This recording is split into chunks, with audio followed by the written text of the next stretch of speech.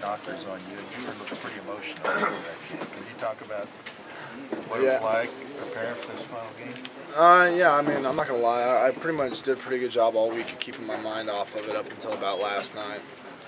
You know, we got up and talked a little bit, you know, as seniors, and kind of about how everything's meant here to us. And, you know, this is pretty much where we all grew up and became, you know, men, or at least young men, you know, came here as boys. And I was just 18 years old when most of us got here. And, you know, just all the support that my family and friends and all the fans have given me, it just means a lot. So, you know, it was pretty emotional for me. How was this to go out for you? Get a win, block field goal, and get all the fumble recovery? Yeah, it was really great, and it wasn't just that. You know, I got to see, you know, my friends, you know, and fellow teammates play well too. I mean, it wasn't perfect, but you know, a win's a win. You know, we've been through some tough times here the last couple of weeks, and you know, a lesser group of guys I think would have tanked it. And I'm really proud of everybody for fighting the whole time.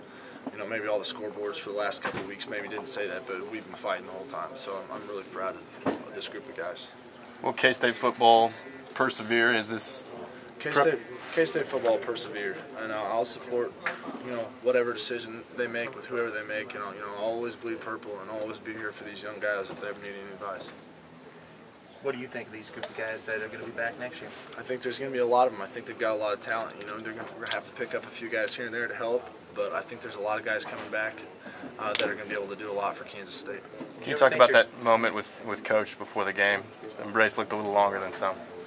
Well, you know, me and Coach have been pretty close, you know, pretty much since he came here, you know, and I got my start to play because of Coach Prince. And, you know, he's been a good friend and mentor to me, and he's always given me really good advice, you know, for now and for the future, almost through my entire career. And, you know, some of it's very honest, you know, and that's what a true friend does. They tell you the truth, and, you know, I appreciate everything he's done for me, you know, and I consider him a friend. You grew up in the glory years of K-State football, so any disappointment maybe or surprise with how this whole career went for you? You know, I don't have any regret for the things that happened. I wish that we would have won more ball games and more Big 12 championships, but, you know, I gave it everything I had, every snap, and I don't have any regret. When you Monday morning? Relax. I'll relax, and I might go to Kansas City and hang out for a while.